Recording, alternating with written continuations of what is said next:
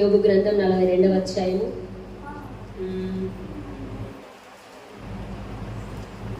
7వ వచనం ఒకసారి చదువుదాం. యెహోవా యోబుతో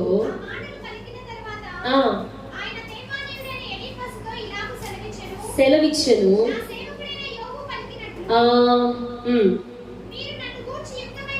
పలుకలేదు, నీ మీదను నీ ఇద్దరు స్నేహితుల మీదను మండుచున్నది. ఇప్పుడు 10వ వచనం, మరియు యోబు తన స్నేహితుల నిమిత్తము ప్రార్థన చేసినప్పుడు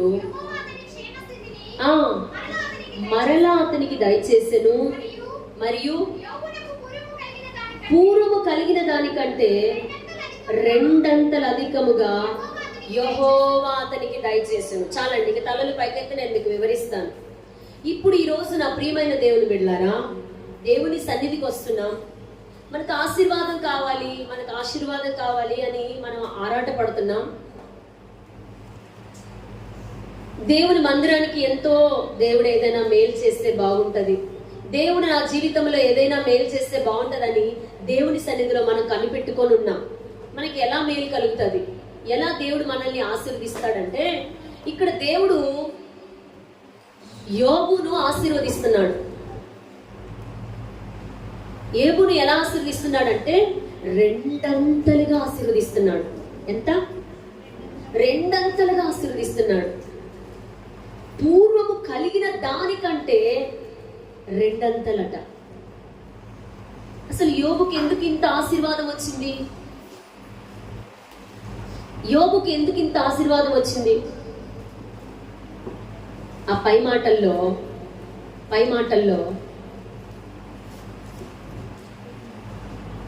7వ వచనం, పలికిన తర్వాత తేమానీయుడైన ఎలీఫజుతో ఇలాగు సెలవిచ్చెను, నా సేవకుడైన యోబు పలికినట్లు మీరు నన్ను గూర్చి యుక్తమైనది పలకలేదు. చాలా యుక్తమైన మాటలు మనము పలికితేనే మనకు ఆశీర్వాదం వస్తుంది. మనం అంటాం యుక్తమైనది పలకలేదు అంటే ఎట్లంటే, బైబిల్లో ఉంటది, మీ అందరికీ తెలిసిన మాట. ఆ మాట ఏంటంటే, యుక్తముగా ఎలాగున ప్రార్థన చేయవలెనో మాకు తెలియదు, కానీ పరిశుద్ధాత్మ వచ్చినప్పుడు ఉచ్చరింప శక్యము కాని మూలుగులతో మనము యుక్తముగా ప్రార్థన చేస్తాం. అంటే యుక్తంగా మాట్లాడాలన్నా కూడా మనకేం కావాలి? యుక్తముగా పలకాలన్నా, యుక్తముగా మాట్లాడాలన్నా, యుక్తముగా ప్రార్థన చేయాలన్నా మనకేం కావాలి? పరిశుద్ధాత్మ కావాలి. వాళ్ళు 3 స్నేహితులు ఉన్నారు. అమ్మ జాగ్రత్తగా వినండి, ముగిచేస్తాను, తొందరగానే ముగిచేస్తాను, వెళ్ళిపోదు. 3 స్నేహితులు యోబుతో ఎట్లా మాట్లాడుతున్నారంటే, యోబుకు అప్పుడు ఇంకా ఆశీర్వాదం ఇవ్వలేదు, ఆ కింది వచనాల్లో ఆశీర్వాదం వచ్చింది. యోబు ఇప్పుడు ఎట్లా పరిస్థితి ఉన్నాడంటే, అన్ని పోగొట్టుకున్నాయి. పిల్లలు పోగొట్టుకున్నాడు, ఆస్తి అంతా పోయింది,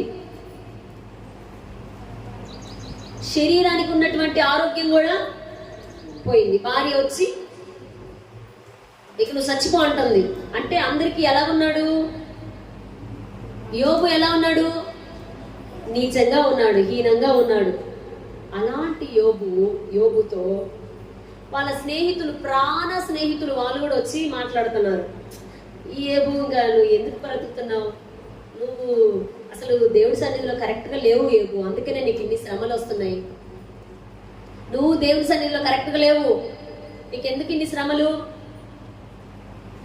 వాళ్ళు పలికిన మాటలు 12వ అధ్యాయం 3వ వచనం. యోబు 12, యోబు గ్రంథం 12వ అధ్యాయం 3వ వచనం చదవండి. 12:3 దేవునికి మొర్రపెట్టి అక్కడి నుంచి వాడునైన నేను నా స్నేహితునికి అపహాస్యాస్పదముగా ఉండవలసి వచ్చెను. నీతియు యథార్థతయు గలవాడు అపహాస్యాస్పదముగా ఉండవలసి వచ్చెను. ఇప్పుడు ఇప్పుడు యోబు ఎలా ఉన్నాడు? తన స్నేహితుల దృష్టిలో యోబు ఎలా ఉన్నాడు? తన ఫ్రెండ్స్ తనని ఏం చేస్తున్నారు? ఎగతాళి చేస్తున్నారు. ఎందుకని? ఏమని ఎగతాళి చేస్తున్నారు? ఎందుకని ఎగతాళి చేస్తున్నారు?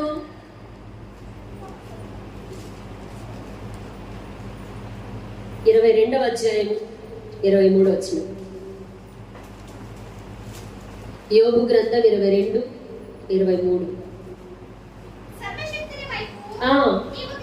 తిరిగిన ఎడల దుర్మార్గమును దూరముగా తొలగించిన ఎడల నీవు అభివృద్ధి పొందుతావు. యోబు, ఇప్పుడు నీకు ఎందుకు అభివృద్ధి లేదంటే, నీ గుడారంలో, నీ ఇంట్లో ఏముంది? నీ ఇంట్లో మిమ్మల్ని ఎవరైతే అపహాస్యం చేస్తున్నారో వాళ్ళతో మీరు చెప్పాలి ఈ మాటలు. ఆ మాటలు అర్థమవుతున్నాయమ్మా? ఎవరైతే మిమ్మల్ని ఎగతాళి చేస్తున్నారో ఆ మాటలు, నేను చెప్తున్న మాటలు మీరు చెప్పగలగాలి. అందుకనే దేవుడు మనతో మాట్లాడుతున్నాడు. మిమ్మల్ని ఎవరైనా ఎగతాళి చేస్తున్నారనుకో, అప్పుడు మీరు ఏం చేస్తారు? నిరూపించుకోవడానికి ఎన్నెన్నో ప్రయత్నాలు చేస్తూ ఉంటారు. ఆయన అంటున్నాడు, నువ్వు గుడారంలో యోబు, నువ్వు చాలా పాపివి, నువ్వు మంచోడు అని నువ్వు భ్రమపడుతున్నా, నువ్వు మంచోడివి కాదు. యోబు, పిల్లలు ఎందుకు చచ్చిపోతారయ్యా? ఒక్కసారి ఆస్తి అంత ఎట్లా పోద్ది? ఆరోగ్యం కూడా ఎట్లా పోద్ది? తప్పు చేసావు, అందుకే ఇన్ని వస్తున్నాయి, ఇన్ని శ్రమలు. తప్పు చేసావు కాబట్టి ఇన్ని శ్రమలు వచ్చాయి అని ఫ్రెండ్స్ అందరూ ఎగతాళి చేస్తా ఉంటే అప్పుడు అంటాడు, నా స్నేహితుల దృష్టికి నేను అపహాస్యాస్పదంగా ఉన్నాను.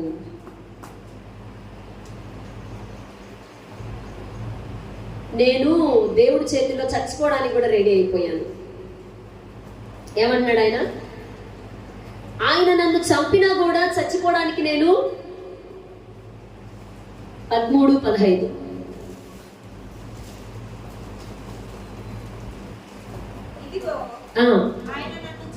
చంపినను నేను ఆయన కొరకు కనిపెట్టుచున్నాను. నా ప్రవర్తన న్యాయమని రుజువుపడుతుంది. చాలా. ఇప్పుడు ఎవరైనా మనల్ని పాయింట్అవుట్ చేస్తూ ఉంటారు, నువ్వు భక్తుడి కాదు, అందుకనే నువ్వు డెవలప్మెంట్ లేదు, నువ్వు భక్తుడివి కాదు, నీలో యథార్థత లేదు, అందుకే నీకు అభివృద్ధి లేదు, నీకు ఆశీర్వాదం లేదు, నేను ఇట్లనే ఉన్నావు అని చాలా మంది మనల్ని అంటూ ఉంటారు. యోబుని అన్నట్టే. యోబు ఏమన్నా తప్పు చేసి పాపాలు వచ్చాయా? తప్పు చేయడం వల్ల యోబుకు పాపాలు వచ్చాయా? వాడు సైతాన్గాడికి మంట వచ్చింది యోబుని పొగుడుతూ ఉంటే. యోబు యథార్థతని సాతానుతో పొగుడుతున్నాడు దేవుడు. ఇంక వాడికి బగ్గుమనింది. వాడు ఏం చేయాలి? అటు ఇటు తిరుగుకుంటా దేవుడి దగ్గర కంచి అది లాగేసుకొని, అయ్యా కొద్ది కంచి తీయ్యా, నేను పోయి శోధించి వస్తాను అని పర్మిషన్ తీసుకొని వెళ్ళి యోబుని శోధించడానికి వచ్చాడు. ఎవరు? ఈ స్నేహితులకి వీళ్ళందరికీ తెలుసా ఈ మాట? అసలు యోబుకు తెలుసా? మనకేదో చరిత్ర రాసి పెట్టాడు కాబట్టి మనకు తెలుసు, చరిత్ర చదువుతున్నాం కాబట్టి మనకు తెలుసు. యోబు శ్రమలు వచ్చినప్పుడు ఇట్ట శోధకుడు వచ్చి ఇట్ట వచ్చాడని యోబుకి ఏమో తెలుసా?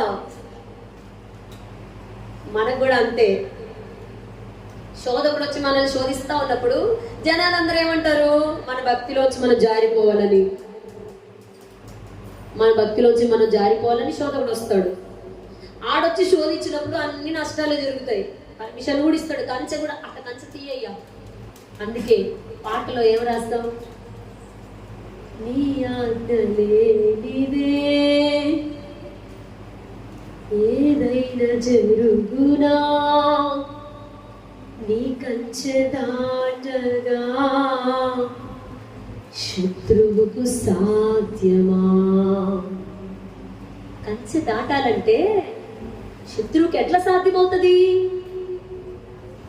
దేవుడి చేతిలో నుంచి అయ్యా కంచె కొంచెం తీయ్యా అని అడిగి కంచె పక్కకు తీర్చుకొని వాడు ఎంటర్ అయ్యాడు. నిన్ను నాశనం చేయాలంటే ఎవడెక్కడ ఆజ్ఞ ఇవ్వాలి?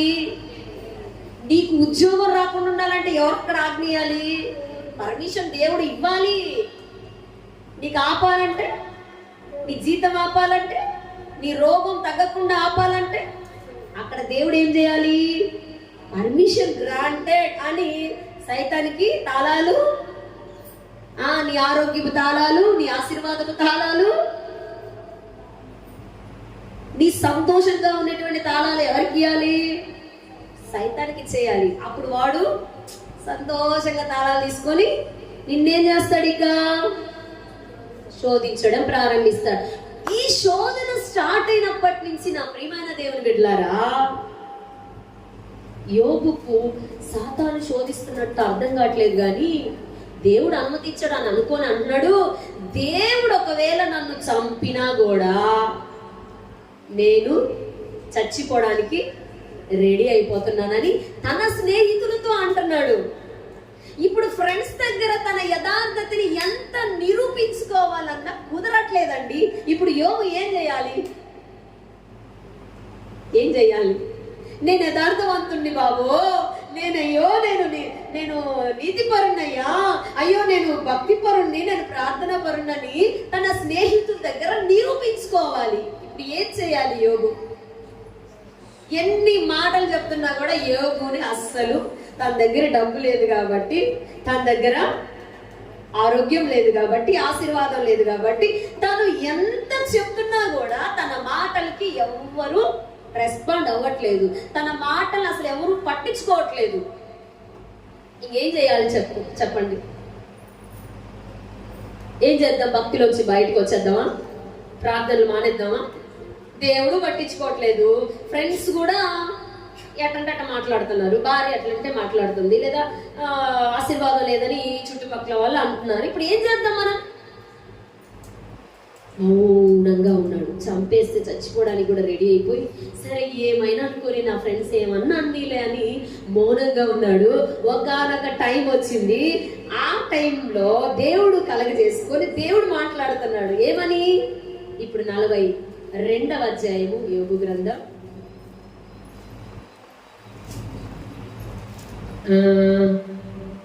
7వ వచనం.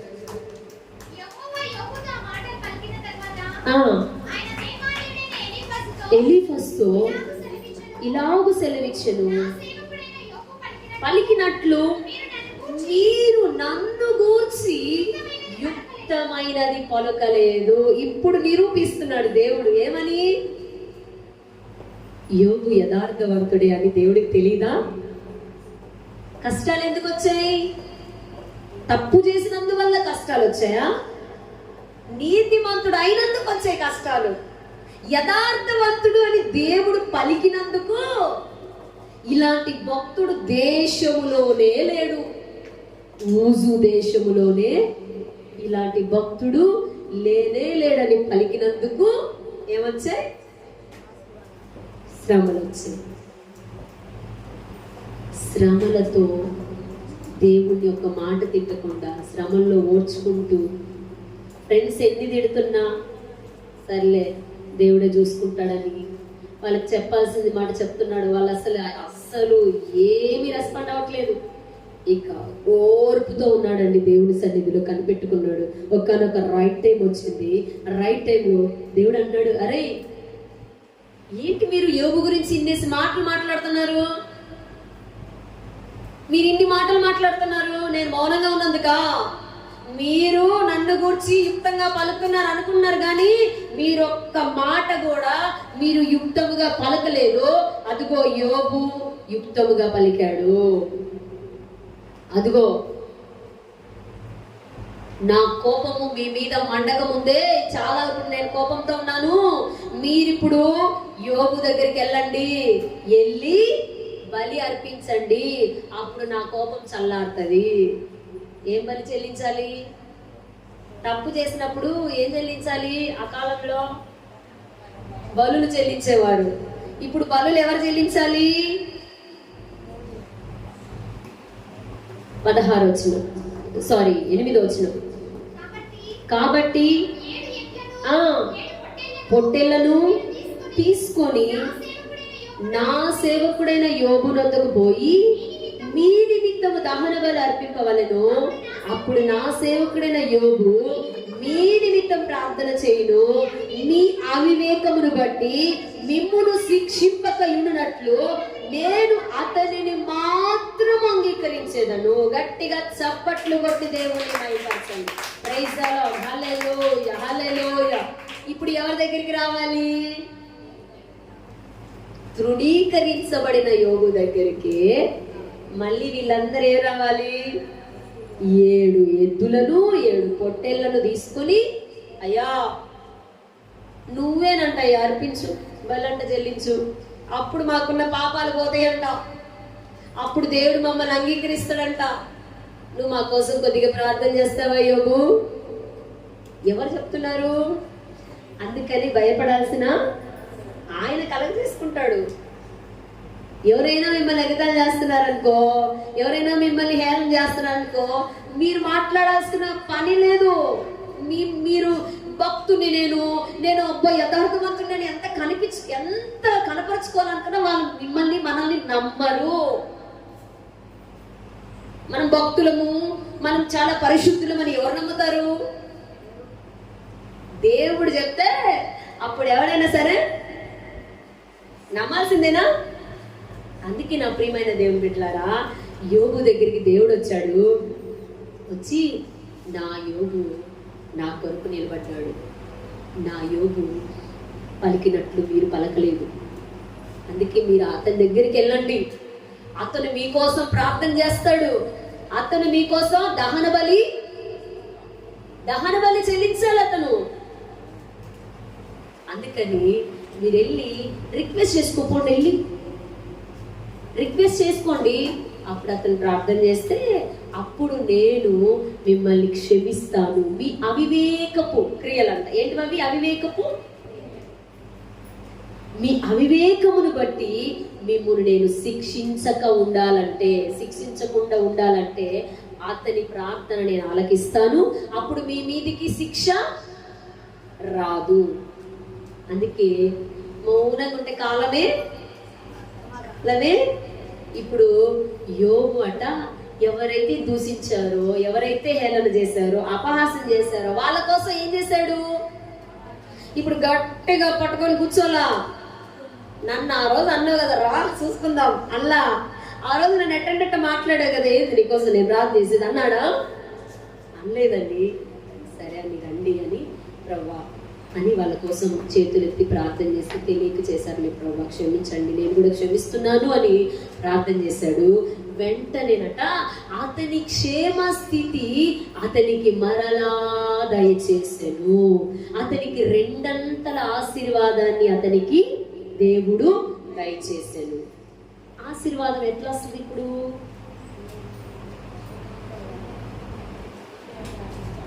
అప్పగించేసి ఎవరైనా ఎన్నైనా అననివ్వండి, అన్ని దేవుడికి అప్పగించేసి వాళ్ళ కోసం, శత్రువుల కోసం, ఎగతాళి చేసిన వాళ్ళ కోసం ప్రార్థన చేస్తే ఏమొస్తుంది? మనకు ఆ మనసు ఉందా? ఉండకపోతే రాదు, ఉండాలి ఖచ్చితంగా. ప్రభు ఆ మనసు నాకు దయచేయి ప్రభు, నన్ను తిట్టిన వాళ్ళని ఏం చేయాలి? దేవుడు ఒకరోజు తీసుకొస్తాడు. నవ్వినోళ్ళంతా నీ ముందు తలలు వంచేను ఇక ముందు. ఏనంట? నవ్వినోళ్ళంతా నీ ముందు తలలు వంచేను ఇక ముందు. ఉందిలే దీవెనా ఎందుకా వేదనా. ఉంది, కంగారు పడద్దండి. యోగుకుంది కదా దీవెనా. మీరు కూడా ఎందుకు కంగారు పడతారు? నవ్విన వాళ్ళంతా వస్తారు, ఒకరోజు వచ్చి తలలు వంచుతారు ఇట్లా, ప్రార్థన చెయ్యండి అని. ఆ రోజు దాకా వెయిట్ చేయాలా వద్దా? ఆ రోజు దాకా వెయిట్ చేయాలి, వాళ్ళ కోసం క్షమించాలి, ప్రార్థన చేయాలి. అప్పుడే మనకి ఏమొస్తుంది? ఆశీర్వాదం వస్తుంది. నెక్స్ట్ కీర్తనల గ్రంథం 2వ మాట, 8వ అధ్యాయము 2వ వచనం. కీర్తనల గ్రంథం 8వ అధ్యాయము 2వ వచనం. మాంపి వేయుటకై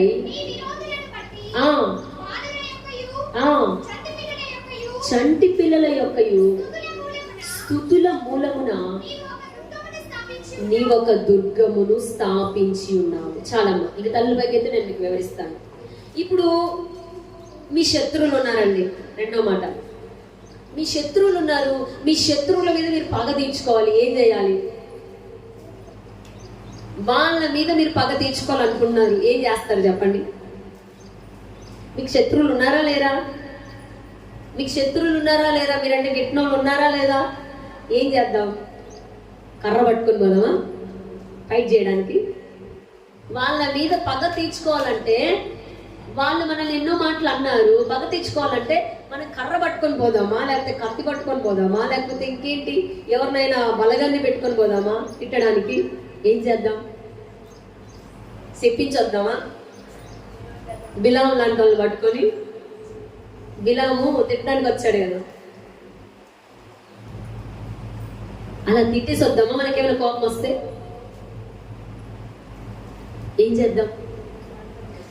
మన శత్రువు మీద మనం పగ తీర్చుకోవాలంటే మనం ఏం చేయాలంటే, మన పిల్లలకి స్తుతులు నేర్పించాలట. మీ పిల్లలకి ప్రభు గొప్పవాడని చెప్పు, ప్రభు గొప్పవాడు, ప్రభు పరిశుద్ధుడు, ప్రభు నీతిమంతుడు, ప్రభు మంచివాడు, ఆయన పరిశుద్ధుడు అని ఆయనను స్తుతించడం నేర్పించాలంట. ఆ స్తుతి మనకి దుర్గాన్ని స్థాపిస్తుందట. ఇది అర్థమవుతుందా? ఎవరైనా సరే పగ తీర్చుకోవాలని శత్రువుల మీద, మీకు గిట్టని వాళ్ళు మిమ్మల్ని ఎట్లెట్లా ఎన్నేసి మాట్లాడుతున్నారో తిరిగి రిపీట్ చెప్పకుండా, తిరిగి వాళ్ళను తిట్టకుండా, తిరిగి వాళ్ళ మీద దూషణ మాటలు మాట్లాడకుండా, వారన్నట్లుగానే మనం అనకుండా మనం ఇంటికి వచ్చి, ప్రభువా నీకు స్తోత్రమయ్యా, ప్రభువా నీవు చాలా గొప్ప దేవుడవయ్యా, నీవు పరిశుద్ధుడు నాయనా, నీవు నీతిమంతుడు నాయనా అని మనము స్తుతించడం ప్రారంభిస్తేనట వాళ్ళు మనల్ని ఏం చేసుకోలేరు. వాళ్ళకి వాళ్ళే నష్టపోతారు. అందుకని మనం మన పిల్లలకి ఏం నేర్పించాలి? అక్కడ చూడండి ఇంకో మాట, నీ విరోధులను బట్టి.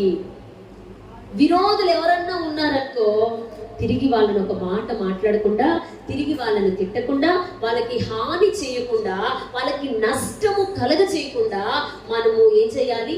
స్తుతిస్తూ ఉండాలి. స్తుతిస్తూ ఉంటే ఆ స్తుతి అక్కడ సమాధానాన్ని కలగజేస్తుంది. ఒకవేళ వాళ్ళు సమాధాన పడి వస్తే ఓకే, నీకు మిత్రులుగా మారితే ఓకే. దేవుడు ఏం చెప్తున్నాడంటే, స్తుతి ద్వారా శత్రువులను మిత్రులుగా మారుస్తాడు. అందుకనే నువ్వేం చేయాలి? నీ పిల్లలకి ఏం నేర్పించాలి? నీ పిల్లలకి స్తుతి నేర్పించాలి. చుట్టూ ప్రొటెక్షన్ గా నీ పిల్లలకి ఇప్పుడు జరుగుతున్నటువంటి పరిస్థితులన్నిట్లోంచి నీ పిల్లలు తప్పించుకోవాలంటే, ముఖ్యంగా సాతాను చేతిలో నీ పిల్లలు పడకుండా ఉండాలంటే, నీ కుటుంబం నువ్వు పడకుండా ఉండాలంటే వాళ్ళను స్తుతించడం నేర్పించు. అపవాదైన శత్రువు పొంచి ఉన్నాడు, ఎవరిని మృంగుదమా అని, ఏ యవనసుడు దొరుకుతాడా అని, ఏ చిన్నోడు దొరుకుతాడా అని రౌడీగా మార్చేద్దామని అపవాది మింగుతా తిరుగుతున్నాడు. ఆ విరోధి చేతిలో నుండి లేదా శత్రువుల చేతిలో నుండి మనల్ని మనం కాపాడుకోవాలి, మన పిల్లల్ని కాపాడుకోవాలంటే మనము స్తుతించుట ద్వారా శత్రువులు మిత్రులుగా మారిపోతారు. లేదా మనకి అక్కడ సమాధానము దేవుడు కలగజేస్తాడు. మనకు చుట్టూ ప్రొటెక్షన్ గా దుర్గము దేవుడు స్థాపిస్తాడు. ఇంకో మాట చెప్పి నేను ముందుకు వెళ్తాను. రోమీలకు రాసిన పత్రిక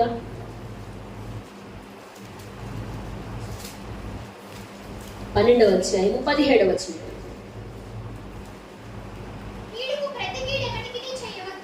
కీడుకు ప్రతి కీడు ఎవ్వనికి చేయవద్దు, యోగ్యమైన వాటిని కూర్చి కలిగి ఉండుడి, చేతనైనంత మట్టుకు సమస్త మనుషులతో సమాధానముగా ఉండుడి. ప్రియులారా, ఈ మాట అందరు అండర్లైన్ చేసుకోండి. ప్రియులారా, మీకు మీరే పగ తీర్చుకోవద్దు. ఎవరి మీదైనా కోపం ఉందనుకో, మీరు పగ తీర్చుకోవాలని వెళ్ళొద్దండి. దేవుని ఉగ్రతకు చోటివ్వుడి. పగ తీర్చుట నా పని, నేనే మీకు ప్రతిఫలం ఇచ్చుదును రాయబడి ఉన్నది. కాబట్టి నీ శత్రువు ఆకలిగొని ఉంటే అతనికి భోజనం పెట్టుము, దప్పిగొని ఉంటే దాహమిమ్ము. అలాగు చేయుట వలన అతని తల మీద నిప్పులు కుప్పగా పోయిదువు. కీడు వలన జయింపబడక మేలు చేత కీడును జయించును. అర్థమైందా? ఎవరైనా సరే విరోధులు ఉన్నారు, శత్రువులు ఉన్నారు, వాళ్ళ ఇంటికి పిలిచి ఏం చేయాలంట? ఏం చేయాలి? ఆకలి కొని ఉంటే భోజనం పెట్టాలంట. మంచి వండి పెడతాం, బిర్యానీ, చికెన్ బిర్యానీ, మటన్ బిర్యానీ చేసి పెడతామా? శత్రువు వాళ్ళు, మన శత్రువులు, వాళ్ళకి ఏం చేయాలంట? మంచి భోజనం వండి పెడితే వాళ్ళ తల మీద ఇంత కుప్ప నిప్పులు కుప్ప తెచ్చి తల మీద వేసినట్టు లెక్క. అర్థమైందా? అందుకని మనం ఏం చేయాలి? శత్రువుని ప్రేమించాలి, వాళ్ళకి పగ తీర్చుకోవద్దు. నా పని. కంటికి కన్ను అంటాం. వాడు కొట్టాడనే కొట్టాలి, వాడు తిట్టాడనుకో తిట్టాడు, నన్ను నష్టపరచాడు కానీ నేను కూడా అడ్డుపడాలి, ఏదో ఒకటి అడ్డు తగలాలి అని చెప్పేసి మనం అడ్డు వెళ్ళకూడదు. ప్రియమైన దేవుని బిడ్డలారా, ఆయనకి ఇవ్వండి, ఆయన పగ తీర్చుకుంటాడు. పగ తీర్చుకోవాలంటే ఇంతకేం చెప్పాను? మిమ్మల్ని ఎవరు ఎన్ని మాట్లాడినా తిరిగి రిపీట్ అవ్వకుండా దేవుడికి అప్పగిచ్చేయండి. మౌనంగా ఉండాలి. స్తుతించాలట. మీ పిల్లలకు స్తుతి నేర్పించండి. మీకు విరోధులు ఉన్నారా, శత్రువులు ఉన్నారా, స్తుతించండి. ఆలే పోతారు. ఆ స్తుతి మిమ్మల్ని కాపాడతారు. అలాగే మీకు ఎవరైనా శత్రువులు ఉంటే వాళ్ళకి ఏం చేయాలంటే ఇంటికి పిలిచి భోజనం పెట్టండి. అప్పుడు వాళ్ళ తల మీద మనము కీడు చేసిన వారికి కీడు చేస్తే జయించబడకూడదు. కీడు ద్వారా జయించకూడదు, మేలు ద్వారా జయించాలి. వాళ్ళని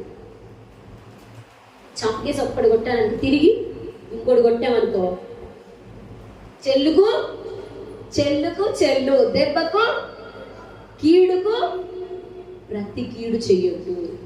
కీడుకు మేలే చేయాలి. వాడు కొట్టాడు అనుకో చెంప మీద, సర్లే కొడితే కొట్టగా అన్నం తినిపోదురా వచ్చి అంటామా? కొడితే కొట్టాలే కానీ తిడితే తిట్టాలరా, అన్నం తినిపోదు, కాళ్ళు కొడుకొని రాపు అంటావా అండి? అనాలంట. అప్పుడంట వాడికి ఇంత పెరుగుతా ఉంటుంది ఈడ మూట, నిప్పుల మూట, అదంతా వాడికే దెబ్బ, ఎవరో నేను అన్నోళ్ళు. అందుకే నా ప్రియమైన దేవుని బిడ్డలారా, మనము ఎవరైనా మనకు శత్రువులు ఉంటే, మనకు హాని చేయాలని తలపెడితే మనం స్తుతిస్తా ఉంటే అన్నీ పోతాయి.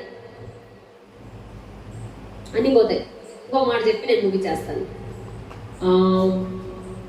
దినవృత్తాంతముల 2వ గ్రంథం అనుకుంటా. దినవృత్తాంతముల 2వ గ్రంథం 20వ అధ్యాయము.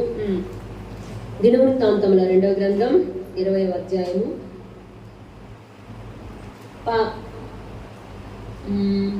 21వ వచనం చదువుతాం. 20-21. మరియు హెచ్చరిక చేసిన తరువాత ఏర్పరచి నడుచుచు స్తుతించుడి, స్తోత్రము చేయుటకు వారిని నియమించెను. వారు పాడుటకును స్తుతించుటకును మొదలు పెట్టగా యూదా వారి మీదికి వచ్చిన అమ్మోనీల మీదను, మోయాబీయుల మీదను, షేయూరు మన్యవాసుల మీదను గనుక హతులైరు. చాలమ్మా, కళ్ళు పైకైతే నేను మీకు వివరిస్తాను. ఇప్పుడు యూదా వాళ్ళ మీదకి శత్రువులు వచ్చారట. మోయాబీయులు, అమ్మోనీయులు, మేయోనీయులట. ఫస్ట్ వచనంలో, మొదటి వచనంలో ఉంటుంది అన్నమాట. యూదా వారి మీదికి మోయాబీయులు, అమ్మోనీయులు, మేయోనీయులు వీళ్ళందరూ కలుసుకొని యూదా వాళ్ళ మీదకి లేచారు, యుద్ధం చేయడానికి వస్తున్నారు. ఇప్పుడు యుద్ధం చేయాలంటే యుద్ధానికి ఏమేం కావాలమ్మా? నా కళ్ళ పైకి ఎత్తే నేను మీకు వివరిస్తాను. యుద్ధం చేయాలంటే యుద్ధానికి ఏం కావాలి? యుద్ధానికి ఏం కావాలి? కత్తులు కావాలి. ఇంకా మీకు తెలిసినే చెప్పండి, యుద్ధానికి ఏమేం కావాలి? కత్తులు, బాణాలు, బల్లెలు. ఇంకా చెప్పండి, ఇంక వేడితే యుద్ధాలు చేస్తారు? బాంబులు కదా. ఇంకా ఇంకేం చేస్తారు? అవన్నీ తీసుకుని పోవాలి యుద్ధానికి. కానీ యూదా వాళ్ళు అటు తీసుకెళ్ళట్లా. యుద్ధము యెహోవా చేస్తాడు, మనం ఏం చేయాలి? ఏమైనా చేయగలవు, కథ మొత్తం మార్చగలవు, నీ నామముకే మహిమంతా తెచ్చుకుందువు యేసయ్యా, యేసయ్యా, నీకే సాధ్యము అని. నీకే సాధ్యమయ్యా, నీకే సాధ్యమయ్యా, నీకే సాధ్యమని పాటలు పాడుతూ ఉండాలట. ఇదేంటరా బాబు, యుద్ధం జరుగుతా ఉంటే పాటలు పాడమంటావు? యుద్ధానికి వెళ్ళమంటే పాటలు పాడమంటారేంటి మీరు? ప్రభుని స్తుతించమంటారేంటి? లేదు, యుద్ధము యెహోవాదే, యుద్ధము యెహోవాదే అని పాటలు పాడాలట.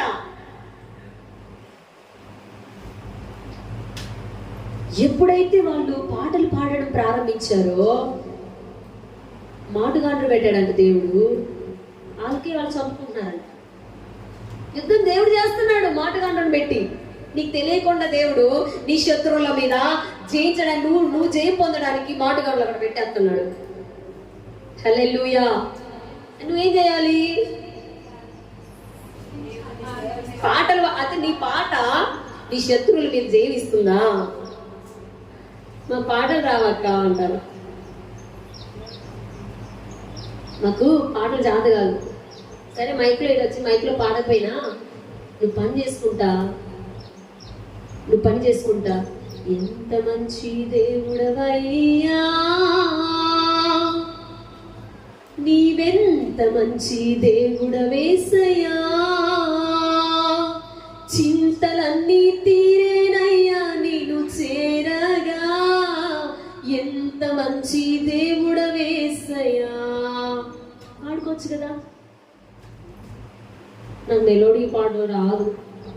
ఎవరికి కావాలి మెలోడీ? నీ రాగం ఎవరికి కావాలి? నీ తాళం ఎవరికి కావాలి? నీ హృదయంతో, నువ్వు హృదయము ఆయన స్తుతిస్తూ పాట పాడు. ఎవరైతే నీకు విరోధంగా లేచి నిన్ను అనచాలని, నిన్ను కిందికి లాగాలని, నిన్ను ఇంకా పాడు చేయాలని, నిన్ను అనచాలని శత ప్రయత్నాలు చేస్తున్నారో వాళ్ళకే వాళ్ళే అణిగిపోతారు. నువ్వేం చేయాలి? దేవుణ్ణి పాటలు పాడుతూ స్తుతించాలి. ఇక్కడ అమోరీలు, మోయాబీయులు అందరూ యుద్ధంలో చచ్చిపోతున్నారండి. కత్తులు పట్టుకున్నారా? వీళ్ళు ఫైట్ చేస్తున్నారా? ఏం అవసరంలా. నీ పాట నీ సమస్య నుంచి నిన్ను విడిపించగలిగిన పాటగా ఉండాలి. నీ పాట నీకున్న కష్టములో నుండి నిన్ను ఆదరించగలగాలి.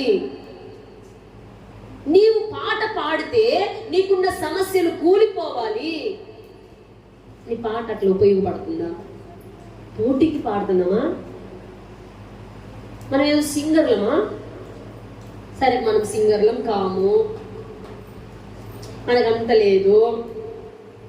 కనీసము మన ఆపద వచ్చినప్పుడు, మన కష్టాలు వచ్చినప్పుడు, మన కష్టాల నుండి మన పాటే, మన స్తుతే మనల్ని విడిపించగలగాలి. చూడండి, వీళ్ళు పాటలు పాడుకుంటున్నారు, ప్రభుని స్తుతిస్తా ఉన్నారు, ఆ యుద్ధములో జయం పొందారంట. నువ్వు ఇక్కడ ప్రభుని స్తుతిస్తా పాట పాడుతా ఉంటేనంట, అక్కడ దేవుడు ఏం చేస్తున్నాడు? యుద్ధం ఆయన చేస్తున్నాడు అండి. మాటుగాండ్రుని పెట్టి జయం ఎవరికి వచ్చింది? ఇప్పుడు 20 వచ్చి 30 వచ్చిన 29 ఇశ్రాయేలీల శత్రువులతో దేశముల రాజ్యముల వారందరూ వినగా దేవుని భయము వారందరి మీదికి వచ్చాను. ఎవరు యుద్ధం చేశారు? ఇప్పుడు నువ్వు ఆయన పొగుడుతా ఉండమ్మా చాలంతే. నువ్వు ఆయన పాటలు పాడుతూ పొగుడుతా ఉండండి. ప్రభుని పాటలు పాడుతూ స్తుతిస్తూ ఉంటే నీకున్న అనారోగ్యం నీ శత్రువుని అనారోగ్యమే. నీకున్న అప్పులు నీ శత్రువు. అప్పులనే శత్రువు, అనారోగ్యం అనే శత్రువు, నిందలు అవమానాలనే శత్రువు అన్ని కూలిపోతాయి. ఏం చేయాలి నువ్వు? ఎవరైతే నిన్ను కిందికి అనచాలి. ఏందబ్బా ఎంత అనచాలన్నా పోతా ఉండేది పైకి, ఎక్కుతానే ఉండేది మెట్టు, ఒక్కొక్క మెట్టు. అన్నిట్లో ఫస్టే, అన్ని ర్యాంకుల్లో ఫస్టే, ఇల్లు పడుతుంది, పిల్లలకు పెళ్లి చేస్తున్నారు, ఇంత డెవలప్, ఎంత లాగాలన్నా సరే ఎక్కిపోతానే ఉన్నారు. ఏందబ్బా ఏంటి వీళ్ళది సంగతి ఏంటబ్బా అసలు అని ఆలోచిస్తే వారు ప్రభుని స్తుతించడం మొదలు పెడుతున్నారట. వాళ్ళు పాటలు పాడుతా ప్రభుని మైంపరుస్తున్నారట. వాళ్ళు స్తుతించడం మొదలు పెడుతున్నారట. అందుకనే వాళ్ళ దేవుడు వారి పక్షాన ఉండి వాళ్ళకి సహాయం చేస్తున్నాడు. ఎంత అనచాలనుకున్నా వాళ్ళని అనచలేదు. వాళ్ళ పక్షాన ఎవరున్నారు? వాళ్ళ దేవుడు యుద్ధం చేస్తున్నాడు రా అని దేశం నివాసులందరూ భయపడ్డారట. దేవుని భయము ఆ దేశ నివాసుల మీద అందరి మీదకి వచ్చేసిందంట. మనం అట్లా ప్రభుని ఏం చేయాలి? నాకు పాట రాదక్క అనబాకండి, నేర్చుకోండి. చదువు రాకపోయినా కూడా సెల్ పెట్టుకొని విని ఇంట్లో పాడుకోండి. మీరు మైకుల్లో పాడని భయ్యము సరే ఈడ పాడకను. కనీసం నీ కష్టం వచ్చినప్పుడు ఒక పాట పాడుకొని ప్రభా నువ్వే చేయగలవయ్యా, ఏమైనా నువ్వే చేయగల పాట పాడుకున్నారనుకో, అది విని దేవుడే చేస్తాడు, మహింపరచబడతాడు ఆయన. ఊరుకోడు. నీకెవరైతే విరోధంగా ఉన్నారో వాళ్ళ దగ్గరికి వచ్చేసి ఆయనే యుద్ధం చేయడం ప్రారంభిస్తారు. మీ అందరూ తెలిసిన ఇంకో మాట, పౌలు శీలలు ఉన్నారు, వాళ్ళిద్దరిని చెరసాల్లో వేశారు. వాళ్ళు అర్ధరాత్రి పాటలు పాడుతున్నారంట. అర్ధరాత్రి ఎవరైనా పాటలు పాడతారా? వాళ్ళు అర్ధరాత్రి పాటలు పాడుతూ ఉంటే ఆ తలుపులన్నీ అదిరి ఊడి పడిపోయినాయంట. చెరసాల తలుపులు, ఆ పునాదులు కూడా అదిరాయంట. అంత గట్టిగా పాడారంట.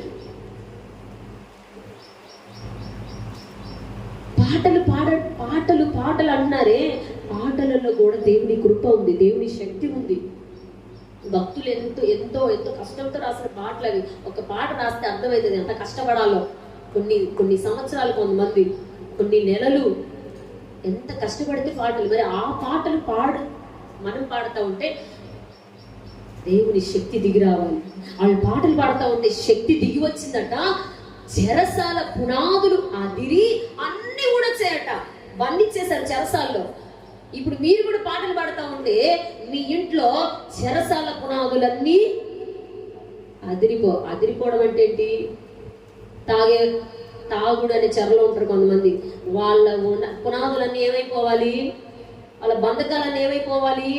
నువ్వు పాట పాడితే వాళ్ళ తాగుడు వాళ్ళు కూడా, వాళ్ళకున్న బంధకాలు కూడా ఆడాలి. నువ్వు ప్రార్థన చేయాలి, స్తుతించాలి, ఆడాలి. మరి అందుకనే పాటలు పాడుతూ ఉంటే అన్ని బంధకాలు ఊడిపోతాయి, అన్ని చెరసాల పునాదులన్నీ కదిలిపోతాయి, ఓపెన్ అవుతాయి. డోర్స్ అన్ని ఏవైతే మూసుకొని ఉన్నాయో, మూసుకొని పోయిన మార్గాలన్నీ ఓపెన్ అయిపోతాయి, దారులన్నీ తెరవబడతాయి. అందుకనే మనం ఏం చేయాలి? ప్రభుని స్తుతించాలి, పాటలు పాడుతూ ప్రభుని స్తుతించాలి. అప్పుడు మనకు నాటకాలన్నీ తొలగిపోతాయి, మనం చక్కగా వెళ్ళిపోతాం. అందుకే ప్రభుని ఏం చేయాలి? స్తుతించాలి. మీకేం చేయాలి? ఆశీర్వాదం రావాలంటే ఏం చేయాలి? ఆశీర్వాదం? శత్రువులని ప్రేమించాలి, వాళ్ళ కోసం ప్రార్థించాలి. రెండవదిగా విరోధులు, మీ శత్రువులు, మీ విరోధులు ఏం చేయాలి? తిరిగి రిపీట్ ప్రశ్నించాలా? తిరిగి రిపీట్ బూతులు మాట్లాడాలా? నీ ఇల్లు నాశనం అయిపోవాలనాలా? ఏం చేయాలి? వాళ్ళకి భోజనం పెట్టాలి, ప్రభుని స్తుతిస్తూ ఉండాలి, శత్రువులకి భోజనం పెట్టాలి, మేలు చేత కీడును జయించాలి.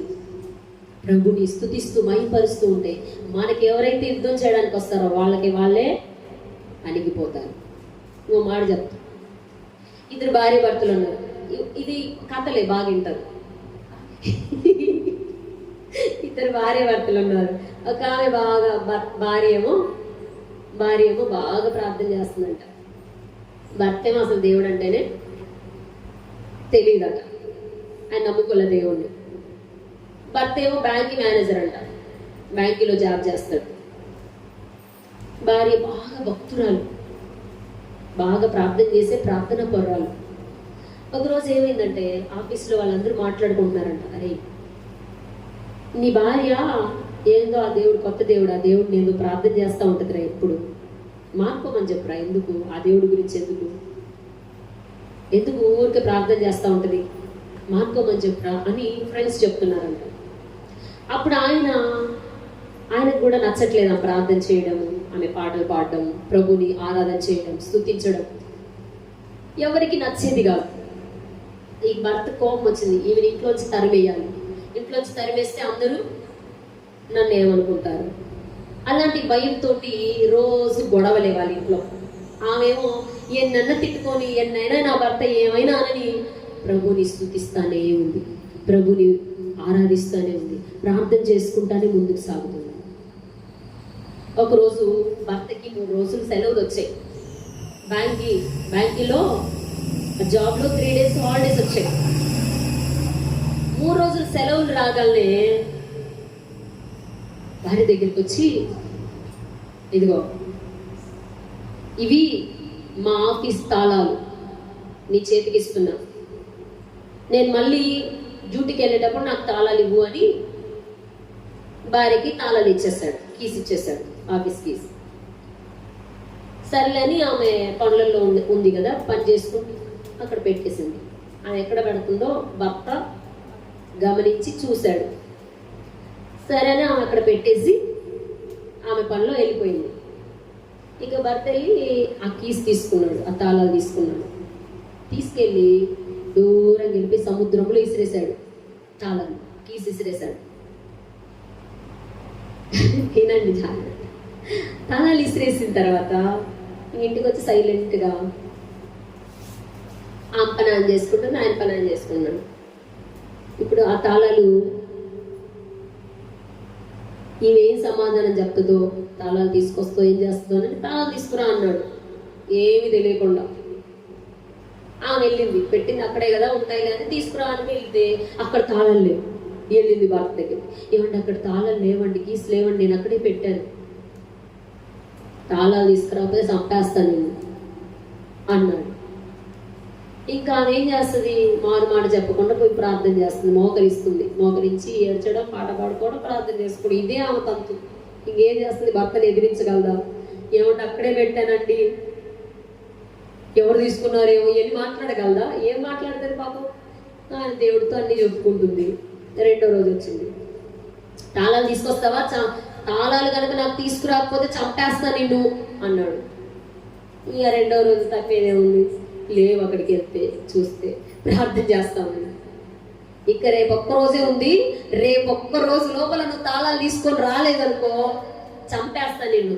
చంపడానికి రెడీ అయిపోయాడు భర్త, చావడానికి రెడీ ఉండు అన్నాడు. 3వ రోజు వచ్చింది, సర్లే ఇంకెట్ట చంపేస్తా కదా నిన్ను, నీకు ఇష్టమైంది ఏందో చెప్పు తీసుకొని వస్తాను అన్నాడు. నీకు ఇష్టమైంది ఏందో చెప్పు తీసుకొని వస్తాను అన్నాడు. సర్లే అని వెళ్ళి ఆమెకి ఇష్టమైంది ఏదో చికెనో మటనో ఏదో తీసుకొద్దామని వెళ్ళాడు.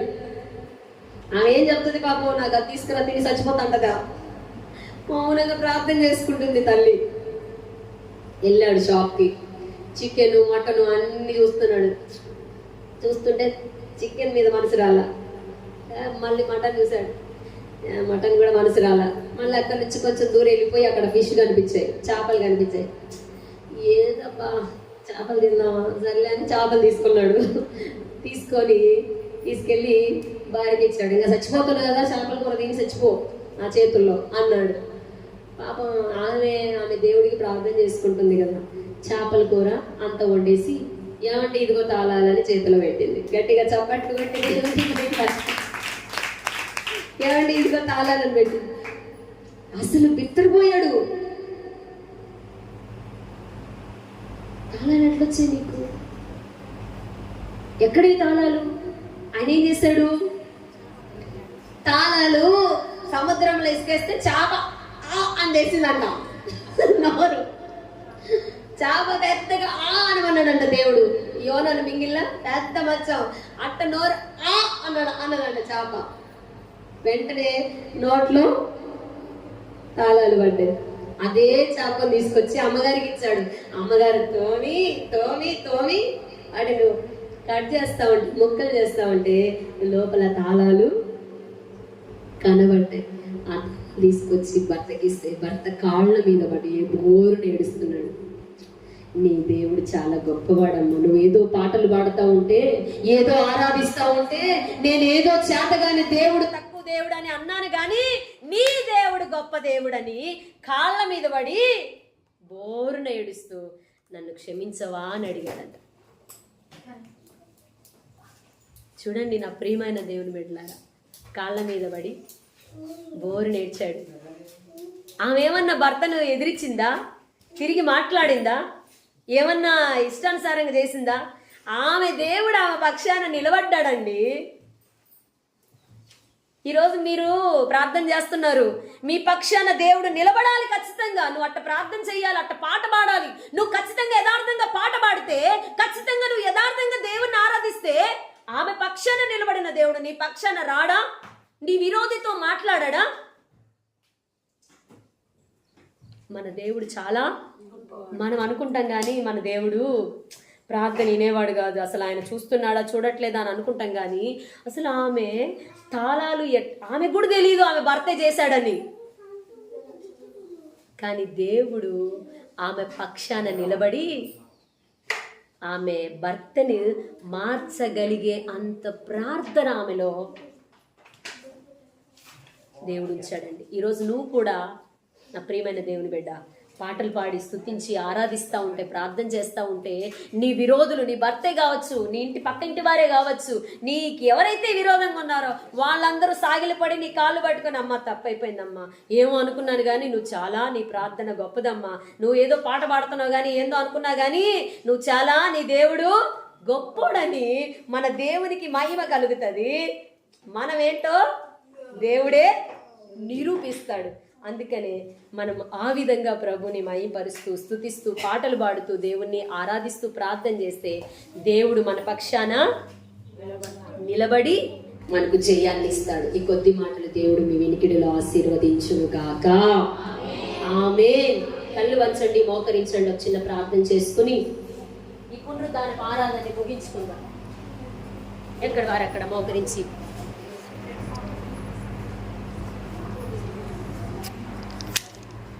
యేసయ్య